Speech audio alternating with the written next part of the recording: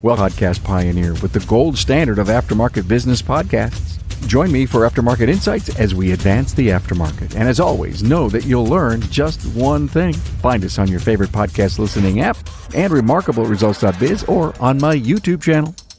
Hey everybody, Carm Capriato from Remarkable Results Radio, and I'm here with the incredible team, or two of them, from CAMP, the Coalition of Automotive Management Professionals.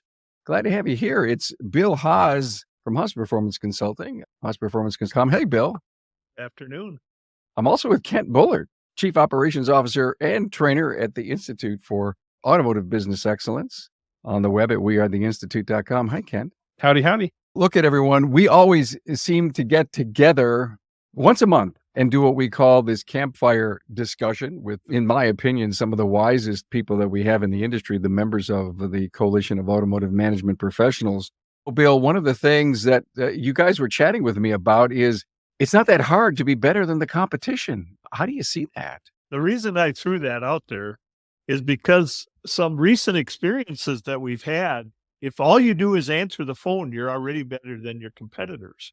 It just floors me. I know that we all look at what we do in terms of being independent repair shops, and we look at the dealers and we look at the service department in the dealerships and we go, man, they're trying really hard to get our business, which I understand that. But what I've had two recent experiences that led me to this, and one is I have somebody in our office that does secret shopping. They're calling shops, they're calling our client shops, they're calling our clients' competitors because we're trying to assess how they stand in their marketplace in terms of how well they handle calls and take care of customers. Well, in this particular market in the Midwest, on the call list, 3 of the calls were for service departments at car dealerships. Multiple calls were made to this car dealership, got to the service department, had to leave a message, and we're still waiting for those calls to be returned. It's funny to me how much new technology is out there to connect us to our clients.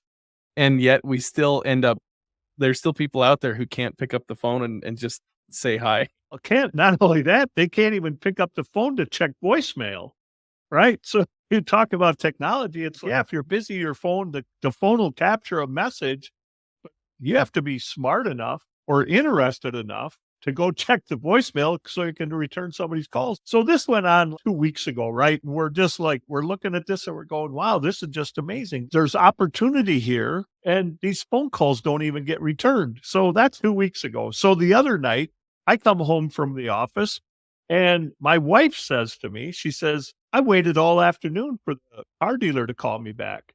I'm like, for what? What do you mean you waited all afternoon for the car dealer? She said, I got that recall? Yeah. I called them and I couldn't talk to anybody. So I had to leave a message and I waited all afternoon for them to call me back. So she's frustrated with me that she's waiting for the car dealer to call back. And I'm like, wow, this is just more of the same. I mean, I don't get it. So I just think for our people, the people in the independent repair market space, it's like, all you got to do is answer the phone and you're already better than your competitor. And then with a little bit of training, we can even help you do well in answering the call and asking the right questions and capturing that business because competition's certainly not interested in doing it. Between both of you and your clients, do you have clients that will let a phone go to voicemail? Yes. It happens. We try not to. We try to have things in place so that somebody else can pick the phone up. So you have a triage there. If the primary service advisor can't answer it, it's going to ring to the next person and they need to know that, hey, I can't answer this. So I'm going to push it over to the next person and then the next person. So the way I look at this, Carmen, is this. First, the person that's going to answer the phone has to be trained to answer the phone correctly. And hopefully that's who's answering the phone. Unfortunately, there's going to be times where they can't answer every call, right? To me, the next thing you have to look at is I don't want them to stop talking to the person they're talking to Who's right and there. place somebody on hold to answer the next call because you've just told that person you're not important anymore. So that's the wrong thing. I think it's important that when a call goes to voicemail, the voicemail has to be set up correctly so the people are at least interested in leaving a message. Because if your voicemail is incorrect, nobody's going to leave a message. Because the biggest problem with voicemail is most people won't leave a message because they just think they went to voicemail hell. That call's never going to be returned. In a lot of cases, they're right. But if you set up your voicemail correctly, people will leave messages. Beyond that, I think the thing that what we find most times is if calls are not getting answered and multiple calls are going to voicemail, we're understaffed. That's the problem we have to fix. We don't have to fix answering the phone. We have to fix having the appropriate people there to be able to answer the phone. And then Kent just mentioned, like, you're going to have that hierarchy, right? If we want the phone answered by the third ring. So if someone else, maybe there's someone in the office, maybe there's someone in parts, and they hear that fourth ring, they know that's their trigger for them to pick up the phone. You have to train those people to answer the phone correctly because typically they can't help the caller. Everyone needs to be trained on how to answer the phone. So everybody has to be trained depending upon what their roles are in the business. I'll train a service advisor to answer a phone one way. I'll train a technician to answer a phone completely differently, but the phone got answered. So if a technician has to answer the phone, it's much different in that they're answering the phone and their spiel is, unfortunately, Kent's not available. If I can have your name and number, I will have Kent return your call as soon as he's able to. Because I don't want the technician to try and field calls about how much is it? Is my car going to be done today? What's wrong with my car? Has my car, all that stuff. Only the right people can answer those questions. And you only want that conversation happening with the right people. So you train the people that are not responsible for having that conversation to answer the phone completely differently. When the phone rang back in the day with our business, I was taught revenue and opportunity and customer service. And when I think of some smaller shops and they're challenged and there's chaos going on, but I just recently had this experience at my optometrist bill. We're talking a 50-year legacy go-to company. I had to get in for a glasses thing. And all day it went to voicemail, all day. And all I could think about is maybe something happened to the family, it's a family business. And it wasn't. I just think someone didn't show up for work and they just put it on. They had so much going on and so busy. Next thing, guys, and I don't mean to go down a rabbit hole, but it seems like emails are in that, not secondary, tertiary. It's just like the fourth thing that people care about and want to do to even answer them back for people. So are we in this bad, ugly communications, non-caring loop? I think it's, if you've got so much going on, it's really chaotic. It's very hard to do the right thing because you're overwhelmed. One of the things you can do is make sure that all the different channels that you have for communicating with customers has a process for it. Who's supposed to handle it? How do we handle it? What's the follow-up look like? How often are we checking that, right? You've got shops now who have SMS messages that they're managing. These text messages, phone calls, voicemails, emails, all of it should have some kind of communication process. And the people, like Bill was saying, where you've got a technician who's trained a specific way to answer the phone, you're going to have a triage for each one of those, right? If somebody is going to handle this and they're in this position, this is how this person should handle it. Such a great point. I want to just point people to this episode that I did with Rui Martins. We called it The Reservationist. And we've discussed this in the past, if you will, a virtual service advisor, someone that could be so attached to the business through cameras and through VoIP phones. The whole idea of the reservationist was, number one, to change from having an appointment to a reservation, because it is so much more commitment when you're going to eat dinner having a reservation. But I've been in shops where they've got their front counter, face the service advisors to the face of the customer. And then there are people behind the glass, if you will, behind the curtain, and they're working on all the phone calls, all the follow-ups, CRM opportunities, even estimating. And I guess if the shop is on its way to growth in certain size, they could possibly, we need to have another technician. Maybe we also need to have someone in support of our customer service experience. I was going to say, I think you're seeing a lot of shops trending that way, that you're starting to, if I look at it, if I will really want to have an expert in handling customer service, I want them to focus on that. I want them to focus on the customer and the customer's needs and how we're going to provide, get them home, get them to work, How long is this going to take? All that kind of stuff, to the point that we're now seeing shops that support person is writing the estimates. They're sourcing the parts. They're looking up labor times. They're getting the repair plan from the technician. And so that now when that estimate is done, it just goes to my customer service person, and they're just the one that's selling the work, right? And I think you're going to see in those stores that the level of customer service is going to be ratcheted way up, because that customer service person doesn't get the interruptions and the distractions of, oh, the parts guy's calling me back. Maybe he finally found that wheel bearing I needed. They don't need that. They don't need that distraction and interruption. They need to be able to focus on providing the customer a great experience. I think the issue is that these professionals get prioritized in the wrong places. Workflow still has to happen. They still have to be doing the estimates. They still have to manage that. That stuff's expected. But we always need to be prioritizing the relationship with the customer that's there. And if somebody is not charged with that, and we're getting so overwhelmed that we can't prioritize that relationship, that's when you're going to see everything start to fall apart. It might be that, hey, I need to clean up my processes so that we could be more effective and prioritize that time so that we can build a relationship. Or maybe it is a question of, I might need to have somebody who can handle this operational stuff so that we can have somebody who's focused on the relationship. Boy, this whole thing started with Bill saying, we call the dealership. And didn't you say we should do everything that they're not, no follow-up, no this, no that.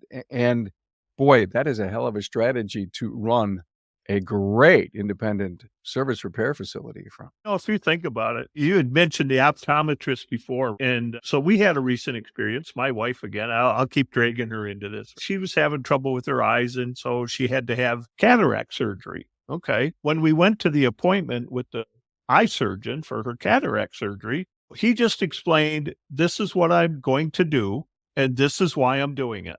You know what this surgeon never did? He never told us how much. He never told us how much. And then, so after you get done meeting with the surgeon to understand what he's going to do and why he's going to do it and what the results are going to be, you go to the waiting room and you wait to get called into the business manager's office. And the business manager explains what this cost, what options there are, how you're going to pay for it. And then when all that's done, then you talk to another person who then schedules your surgery. And sitting back, just going through that whole process and sitting back, and I'm like, that's really interesting. In our industry, we let technicians tell people how much it costs to do something all the time. And that's the wrong person to tell somebody what something's going to cost. It's just like you talk to business owners that were technicians and now they're business owners. And I just 2 days ago had this conversation, and we were talking specifically about his store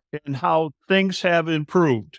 And you know what his answer, you know what his reason was? I'm staying off the counter, because he knows he's his own worst enemy. When he's at the counter, he's too quick to give something away or sell it for less, or have this intention of maybe that's a lot of money for them. Maybe they're not, right? And he knows it. So by removing himself, his business has benefited. And I'm like, damn, that eye surgeon's a lot smarter than a lot of our shop owners, because he doesn't tell how much it is. He lets somebody else handle that. I don't know that I would want my surgeon to be having to the budgets and profitability. I want him to be focused on my eyes. Yeah. In the complicated world of healthcare today, they wouldn't know until, again, he's not qualified to do it, but the business person who knows your insurance coverage or whatever plan you're under. It happened to me, and it was the operating place that sent me a notice that says, when you come here, you have to have this much money. And I loved it. It was like, can I use 360 payments? Debit, credit, check? We'll take the credit card. I think Leanne made a good point, though. I don't necessarily want my technicians wearing multiple hats, though you should prep for it. I want to organize things so the people are good at and focused on what they're doing, just like my surgeon needs to be good at doing the surgery. I don't need him prioritizing any other work. That brings back to what you were saying, Carm, about having somebody who's dedicated to the back end workflow things, estimates, all that, and then somebody who's dedicated to the relationship. And I think when I we decided, let's do this episode. It's episode 922. I was blown away by the conversation that we had. And it was like, I've seen this work. I've seen people talk about it. And then I know places that are doing this and it's really successful. So when you listen to the objectivity of this idea and then you hear him nail why it's important and how it's working, it needs to be a position in our company that we have to think through instead of maybe hiring a QC person right away or another production specialist. So that reservationist, the idea, the concept is that people are making a reservation rather than an appointment. Yeah. Okay. Do you know what the reservation is like at a car dealership today? It's atrocious. I've actually can't say that I've ever. There are car dealerships today that when you call to make your reservation, they process a $50 payment. What? Yes. And when you show up and have your car serviced, that $50 is failed to show up for the appointment. You just lost $50. That's their strategy. Their strategy for capturing work for the customer who makes an appointment and doesn't show up. Their strategy is if we charge them $50, they're going to show up. I take issue with that. A little while ago, I had to schedule an appointment with the dealership, right? I had a newer car. There were some issues with it. I was scheduling with them and I had an appointment, right? I scheduled my appointment with them, 8 o'clock. I show up and the gentleman who was receiving the vehicles coming in starts barking at me through the window. What are you here for? I said, I have an appointment. He goes, for what? And I'm like, for this issue that I talked to somebody on the phone. I have an appointment. All right, go there. Okay. I pull up. I have my keys in my hand. He goes, leave the keys in the car. Like I'm some idiot. And I don't know what you want me to do, sir. I came for an appointment. Leave it in the car. Where do you want me to go now, man? Go inside. And then I waited 19 minutes for somebody to say hi to me.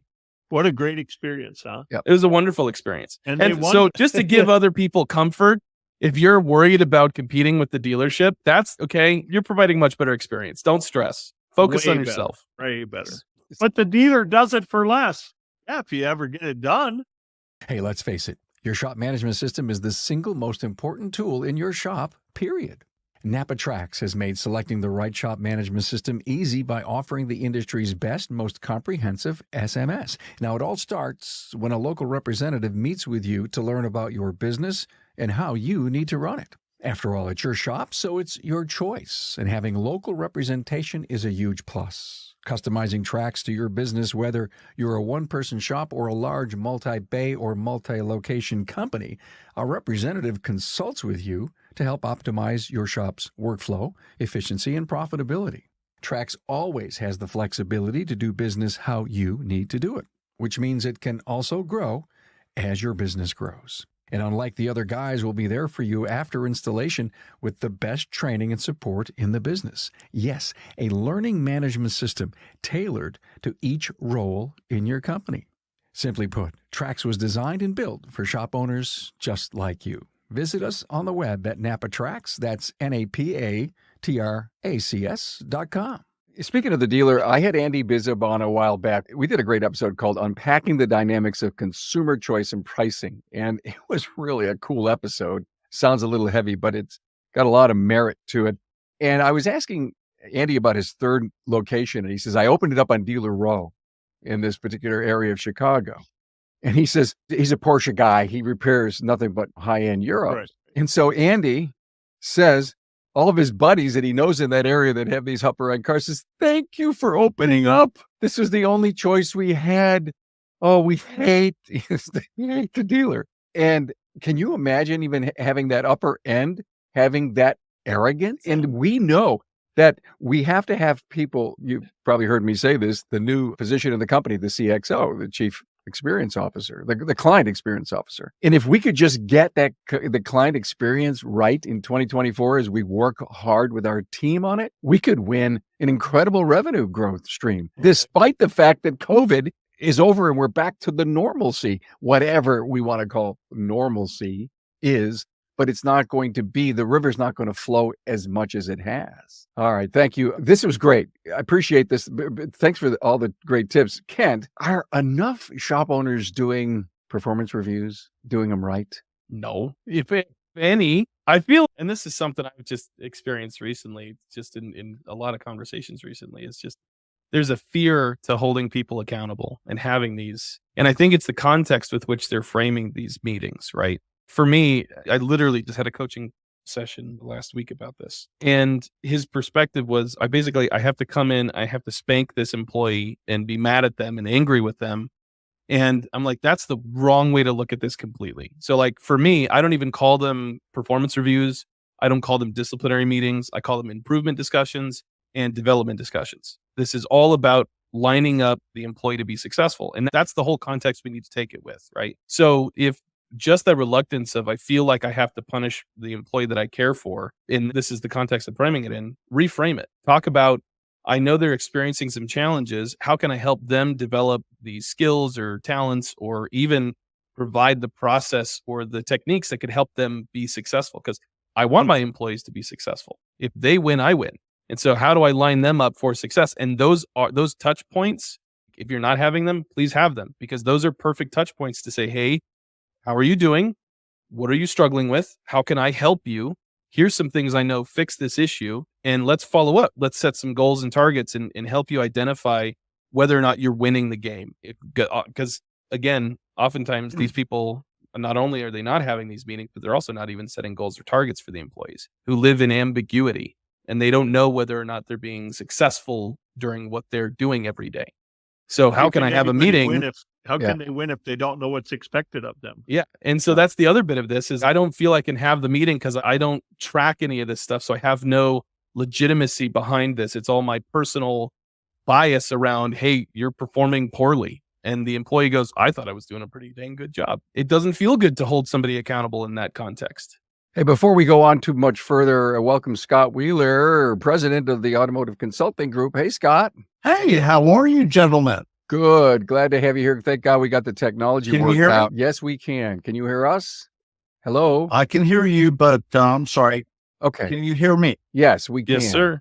A question that I have for all of you, and thanks for bringing this up, Kent. If I had not, I'm a shop owner, you're going to coach me, and I'm not holding any of these, and I know that it's important to do.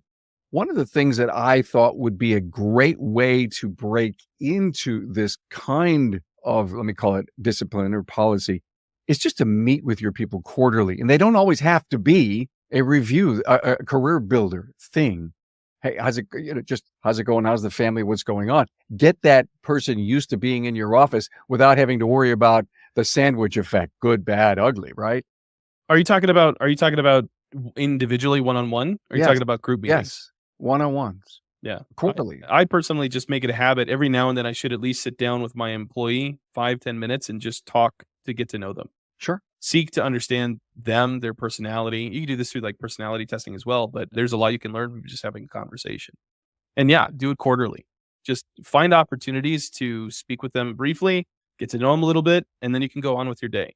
That open channel of communication tells them that it's okay to come and talk to you. It's okay. That should happen even if I'm the boss. Very regularly. Yes. Now, it shouldn't be, here's our semi-annual performance review. Here's our quarterly review. That should happen weekly, daily, just in passing. Just let them know that you're human, they're human. We got some things in common. We have some differences.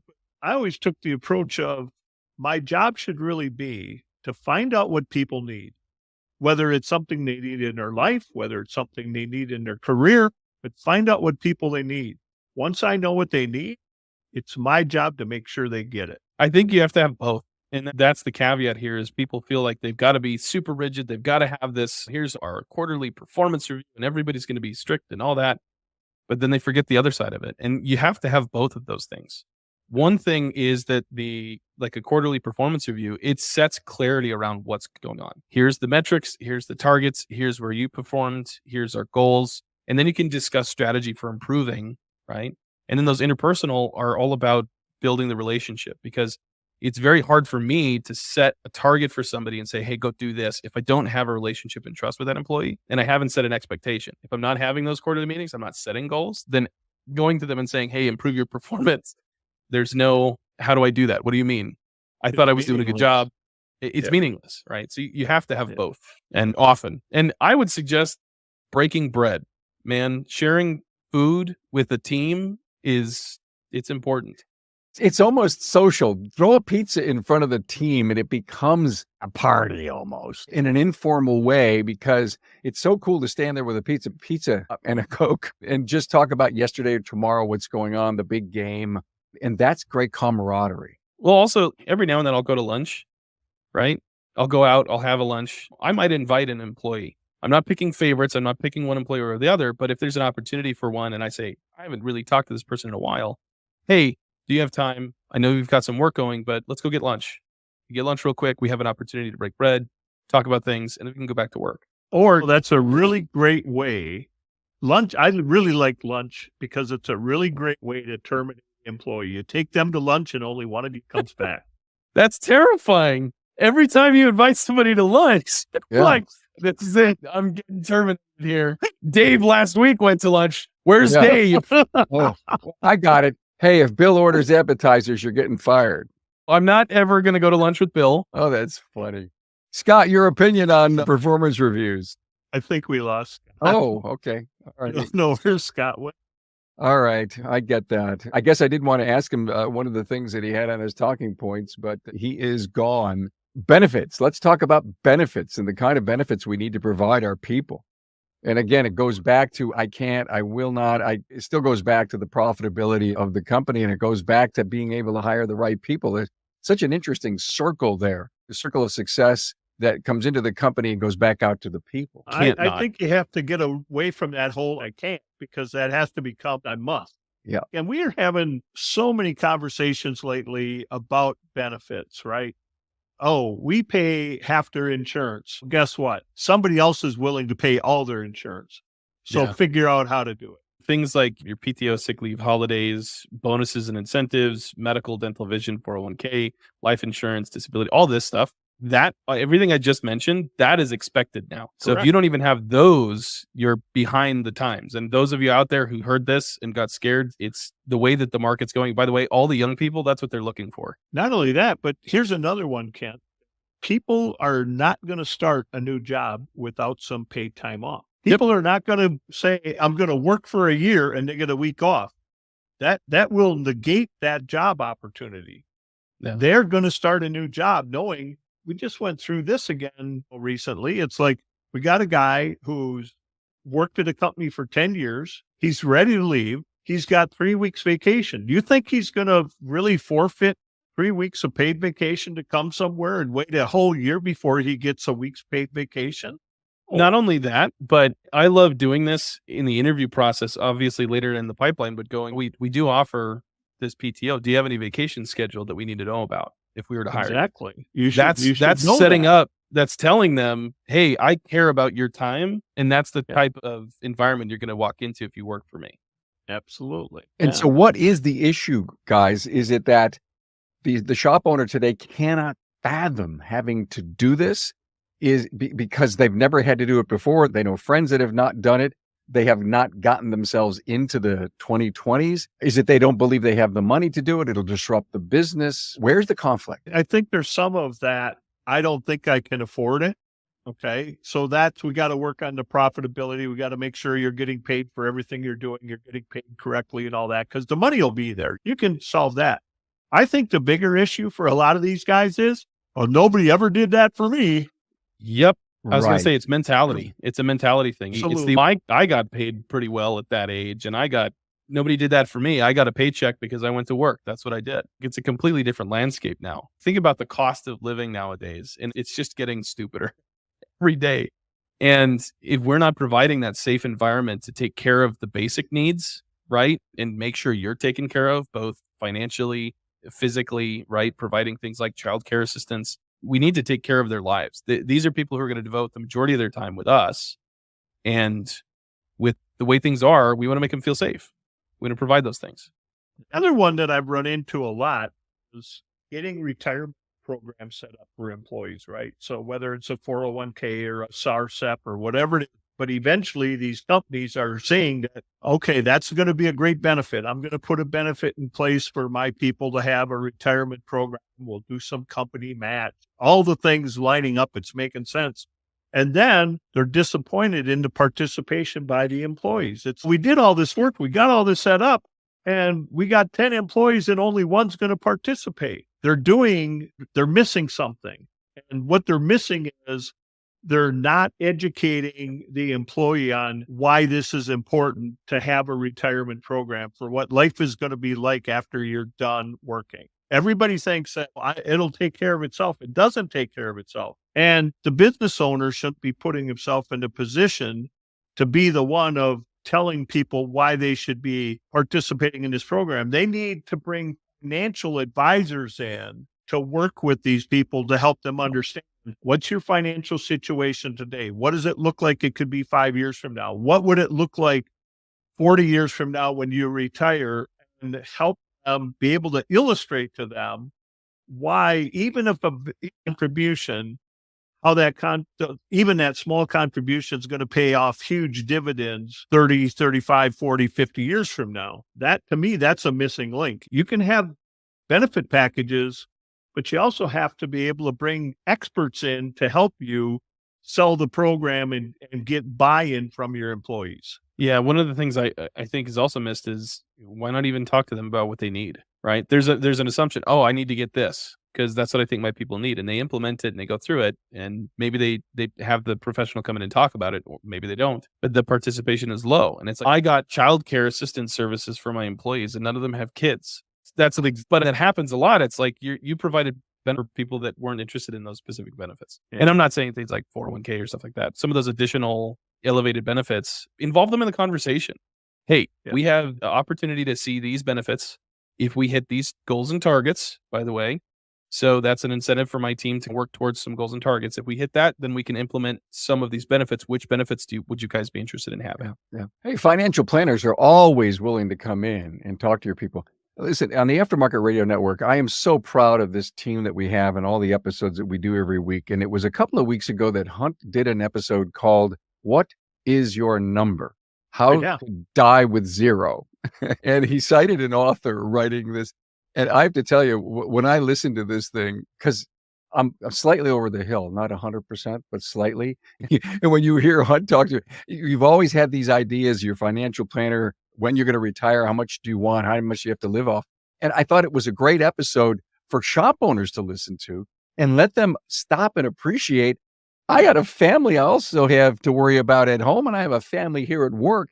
They may not necessarily care about what Hunt's talking about because they're in their 40s or even late 30s, but it's important. Can I be the person that introduces them to this kind of thinking? Why not? Of course. I think as business owners, we bear a unique responsibility. It's our inherent duty to provide not just these opportunities to earn a living, but we should be developing a path that's rich in purpose and fulfillment, and that involves taking care of all of those bits and pieces. We should be fulfilling people. Definitely. Completely agree. Hey, guys, we have in our remaining minutes, and I know you had mentioned this to us, Kent, in your talking points, succession.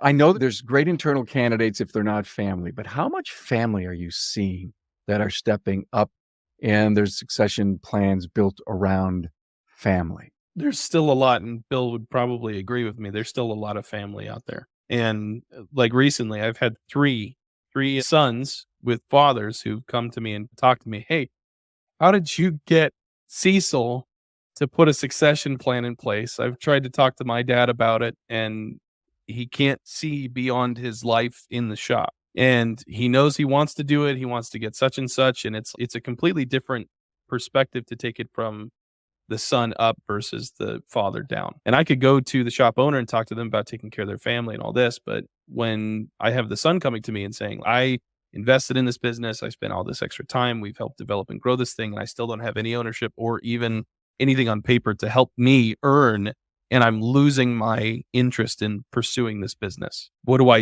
do? Hey, son, when I die, all of this will be yours. Look, I had this conversation with my dad, right? And he knew he had to do this. But it's difficult. It is a difficult thing to admit that someday you won't be there. And it's incredibly hard to overcome that. And yeah, no, we have a whole succession plan in place. That's all fine and dandy. But it took some difficult conversations and personal conversations where it's like, look, I know you love me, and this should be in no way taken that I don't feel you love me or care about me in any way. But we have to have something in writing because you could get hit by a bus tomorrow. by no fault of my participation in this relationship or your participation in this relationship, a bus could hit you tomorrow. And what would happen to everyone in this business, including myself and my extended family, who are your grandkids and stuff like that? At least let's put something in place. So, Bill, have you ever, yeah, I'm sure you have had great conversations with families. Is the owner or the senior member of this family reluctant to want to do the work that it takes? Always. We went through this with the fourth generation of two Wow. brothers working in the business. Matter of fact, the business is celebrating their 65th year in business this summer. And this was like 3 years ago. This was a real struggle because the two boys, the business was owned by their father and their uncle. And the father and the uncle had no interest in, we don't need to do everything. Everything's great. So it took me telling the father and the uncle, if you don't do this, you're not only going to lose two really good employees, you're going to lose two sons that you love and care about. And it took some hard work and some difficult conversations, some within the family and some with outside the family. And sometimes, and I'm okay with that, sometimes I was just a sounding board. And that was okay too, because you got to have something. You got to have somebody that can help with that. But yeah, my experience has always been, it's the dad or the uncle or the grandpa or whoever's at the top of the hierarchy right now is, that's Someday, not today. I don't know what it is. And maybe because I haven't been in that position just yet, but I've always been a planner. And even with my kids, I hope that someday they're okay when I'm not here. So I got to do the things to make sure that they are taken care of regardless. Do it now so that when the time comes, they're going to be just fine. It's hard. I think it's when you've lived that life for so long and that is your entire existence. That's part of it. They likely didn't have much of a relationship or anything outside the business itself. Their world was the business, right? And so it's very difficult to separate yourself from that when that is reality. How do I even think about something that doesn't exist, right? always the fear of the unknown. Tough stuff. Even to hear the story of the fourth generation and the second and the third, just letting it just ooze over to the next one. And then finally someone saying they're thinking of family, they're thinking of spouse, saying, wait a minute, we've got to have a plan here. We've got to have something concrete. The interesting part of that story was two brothers had witnessed the struggle that their father and their uncle had with the succession from their grandfather to their father and their uncle. And part of their drive for all this was, we can't have that happen again. It affects the family dynamics. And they were so smart to be able to recognize that and use that to leverage. Look, remember what that was like? Remember what that was like to go through that with grandpa? Then why are you doing the same thing to us? That's quite a statement. And some of the guys I've talked to are afraid to even bring that up to their dads. Yeah. It takes conflict, whether conflict can be good or bad, but it takes conflict to be able to change ideas, change thoughts, and have that discourse so that you can come to some conclusion together. So fathers out there, listen, there are sons who want to and daughters who want to take over your business, and they want to do it the right way, and then it'll make sure you have a good retirement and everything's hunky-dory, and they want to stay your sons and daughters. So why did you throw that daughter thing in there? Do you think there's something about daughters? I was just covering all the bases there, Bill. Oh, okay. But at least one, for the children out there, have the conflict. And two, for the parents out there, be open to the conversation or even start it yourself. We interviewed Brett Fadley. I think it was at ASTE, or if it wasn't, it came out in December. It was the Aftermarket Weekly Series 188, and it never happened. So mom, I think, was the final one to die. That story was pretty incredible. What he dealt with in terms of how taking over the family business. Zero money. I can't imagine. Zero money. Mom didn't tell he had a brother that he split with. He finally had the business, and then she dies, and there's zero money in the bank account. And he didn't know. He didn't know anything about it. And we call the episode Zero to Hero because he climbed up and he got out. I can't imagine that a parent would want to do this to a child and leave them with that level of responsibility, debt, and all that stuff. I don't think she intended to. I don't think she intended to die, number one. But I don't think her intention was to leave them with zero money. I think she was probably thinking it will get better. And by the time this goes to my heirs, I'll have this all figured out. It'll be better. I'll have it fixed. Yeah. Yeah. The only And- day we have is today. Yeah. And the fix really involved her family to help her. And she couldn't get out of her own way. And anyway, guys, this was a blast. Thank you. I know we didn't get Scott to come on with us because of some technical difficulties, but we covered some really great topics here. I thank you all so much. Bill Haas this month is with us from Haas Performance Consulting at Haas Performance Com, and Kent Bullard, the Chief Operations Officer and Trainer at the Institute for Automotive Business Excellence at wearetheinstitute.com. Thank you guys so much for being here. Love the topics. I know this is going to help the industry. Carm, Kent, you young guys, thanks for letting me hang out with you. Always a pleasure, Bill. Always good to see you. Thanks, Bill. Appreciate it. Thank you guys for everything.